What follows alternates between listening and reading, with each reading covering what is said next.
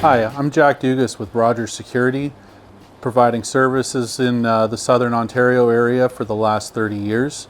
We've partnered here today with People Systems to bring you some of the fun facts and features of this new AI-powered doorbell from Ajax Systems. We're going to walk you through some of the scenarios that it involves and how it can be integrated into the whole ecosystem for not just your home, but also for your business.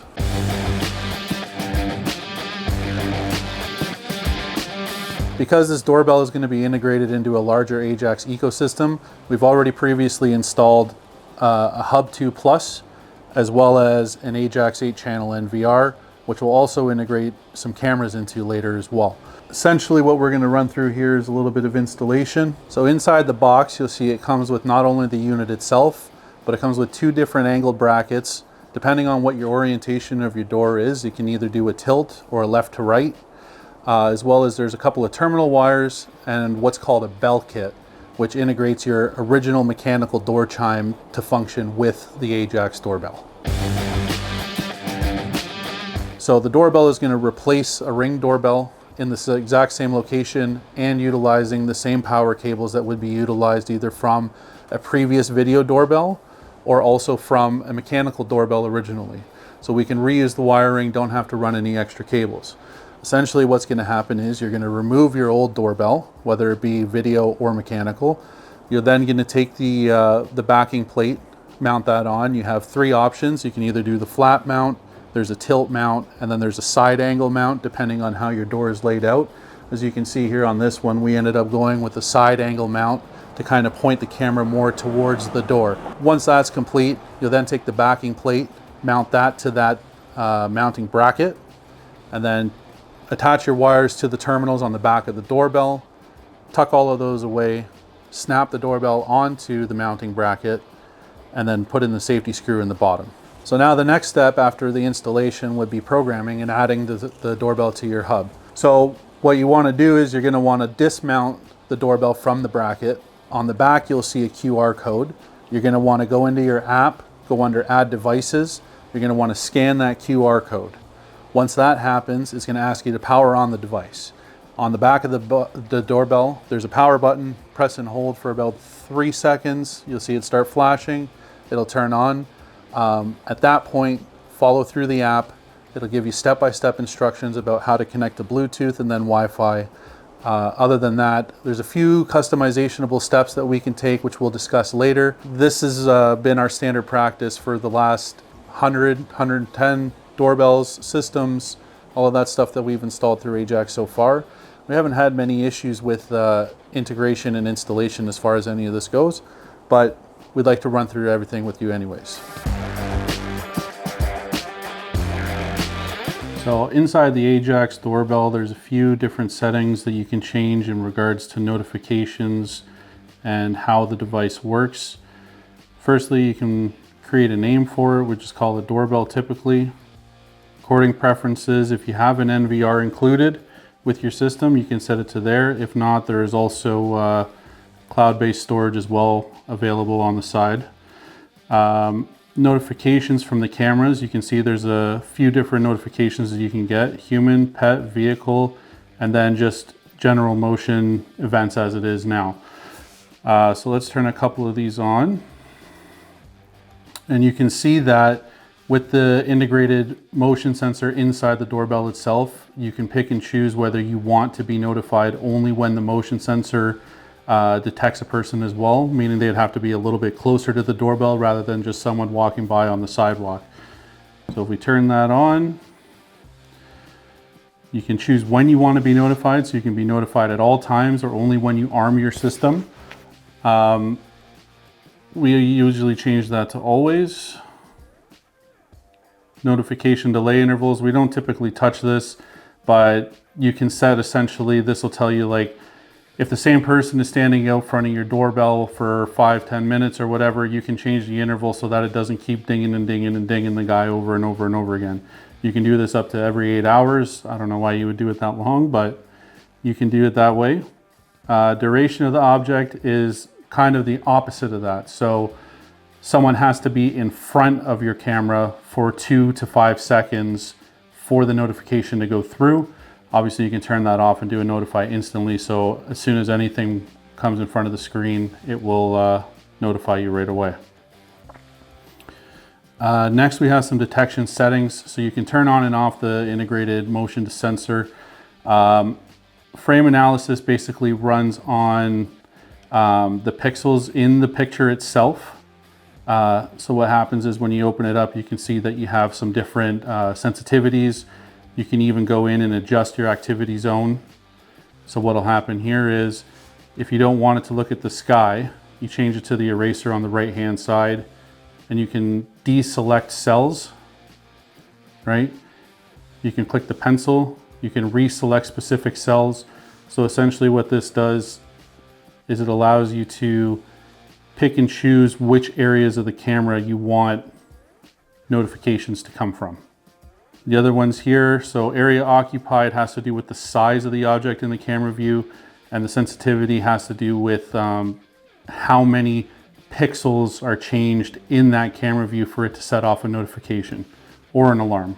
Object detection settings, which again you can turn on and off, runs on the same premise in the activity zone. So again, open and change the pixels, determine where you want your object detection to come from, and individually you can change between human, pet, and vehicle, your sensitivity, if you want the detection to even work. If you don't care about animals going across, you can turn off pet detection, for example, and then you can change the sensitivity threshold where lower is less sensitive, higher is more sensitive. It kind of helps a little bit with distance as well. Next we have the video stream in here. We don't typically touch anything because the automatic stream setup comes through pretty good, but here you can change things like resolution quality, which typically it's already at the highest, bit rates, different things like that. For some applications you may need to change some of this, but we don't typically touch any of that stuff.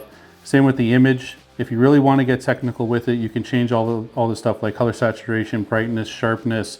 If you want wide dynamic range, because that's an option available on here, you just have that, turns that on, right? You see the screen flash.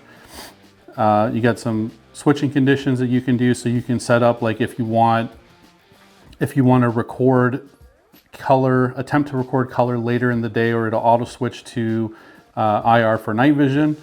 You can change that here as well. As far as audio goes, enable, disable your audio here. That's from the microphone built into the doorbell. You can change the volume of the microphone. You can change the volume of the speaker, which is the speaker outside for when you're talking through to somebody at the door. You can adjust the volume on that as well. Other than that, pretty straightforward. Privacy zones. So this is essentially, say you have that neighbor that doesn't want you recording their driveway, or you have something in your front yard that you don't want people to see. Again, same sort of thing as it was with the motion capture. You get an image of the screen, you hit the little plus rectangle at the bottom, that brings up the rectangle on the screen. Adjust the size, adjust where it needs to go, and essentially all of your videos that record will always have that space blocked out. So all of your recordings, not anything that Ajax can access, not even anything that you can access, nothing will record behind that black box. Hit reset, reset it back to normal. Now, something that's kind of getting a little newer in regards to Ajax with their AI is alarm response. So you can see here that the doorbell will respond on its own as an independent alarm. The other options that we have here is it can work in tandem with your Ajax Security System, your intrusion aspect of the security system. We get instant alarms, entry, exits, followers, the same thing as you'll see with motion sensors, door contacts. They all have those same kind of settings and the same kind of operating features. So you can essentially use this as a pre-alarm to your door before anyone even has the ability to touch it. Arming in night mode. Obviously, when you go to night mode, when you go to bed, this will turn on. So in that way your exterior is protected while you're in your room. A couple other things, there's some chime settings. There is the digital chime, which will go through the siren if you have a security system with it as well. There's also the mechanical chime. So if you have a pre-existing doorbell with a pre-existing mechanical chime box, which is typically mounted on a wall somewhere near the front door, there is a little gray box that you can integrate into that original mechanical chime. And that way when someone presses the doorbell, it rings your doorbell like it normally would on your normal installer doorbell. You can choose to turn the siren off at all. Obviously, there's an option here for not connected. And then at that point, once you connect the hub and you do all that stuff, you can choose again to run the siren for the doorbell. A couple of other things. I guess the only other thing is with an NVR, you can integrate the storage so you don't have to pay for cloud storage. You integrate the storage into the NVR, and then yeah, you can turn on and off the LEDs. You can turn on and off the sound button press. There's a lot of different things that you can set up to make this doorbell truly your own in regards to notifications, detections, scenarios, how the doorbell acts in regards to alarm, not alarm. For more of this, you can look up their user guides, which are very easily accessed through any of their settings through any of their devices. As you can see here, just click the one button and you're already up in the user manual. And this is the same manual that we have access to. Obviously, there's nothing hidden from you, nothing special for us to be like withholding information, anything like that. Everything that you have, everything that we have is all available online on their website. So we're just about to demo the doorbell here, show you the clarity of the 4 megapixel camera with the wide dynamic range built into it. It's also IP65 rated for water and dust protection, 20-foot infrared capabilities for night vision. It also has 2 options with the door chimes, whether you have an existing door chime or you have no door chime present at the moment. You can either use the Bell kit to integrate the mechanical door chime into the system, or you can use an Ajax siren to do your doorbell signaling as well. So let me press the button here. I've already got the notification on the screen. And here we'll see once I tap that notification, it brings me directly in to the doorbell camera. From there, we can press the button to talk through the camera. Hello? Hello? Hello? Hello? You can see it's very fast, very clear, and works almost seamlessly from the phone. So the last thing we're going to talk about, some of the features and functionalities of the Ajax doorbell. One of the main benefits is the AI detection. So the couple of things that you have are human, vehicle, pet, and also just general motion detection that comes across. You can alternate, you can choose which of these notifications you want to come up, whether you want all of them, none of them, one of them, it's up to you. We're going to test here to show you just how quickly the doorbell notifies you once it detects a person. So once I turn around this corner, the doorbell is going to see me. It's going to send a notification directly to my phone. So now we're in front of the doorbell camera, and as you can see, we got the notification come through. If we tap on the notification, it brings us right up to our notification setting in the app. But what it really does is it allows you to be notified of someone approaching your doorbell, so you're prepared that once they press the button, you can access your doorbell camera right from there.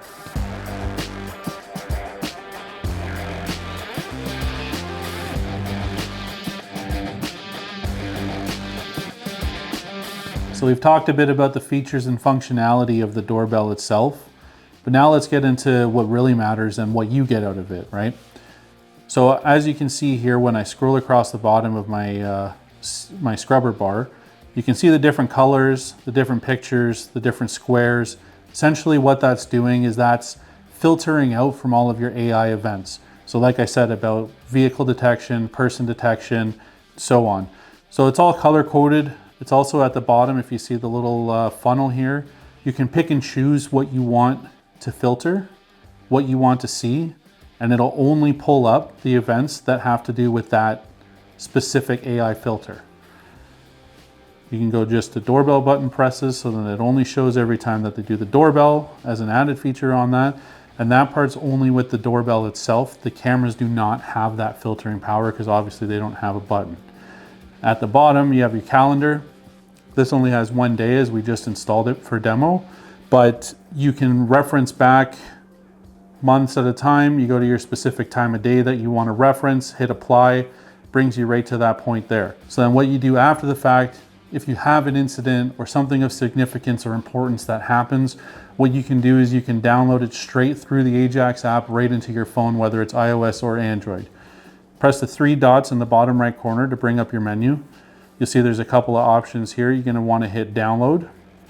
And then what you're going to do is you're going to find your timeline, select a starting point, scroll to where you need it to end at. You're going to hit end here, request file, and you'll see there that the file is now started downloading. The other benefit that comes with this is, as you can see, you get a notification. So nobody can take these files without you knowing. Nobody can do this secretly. There's no way to get around it.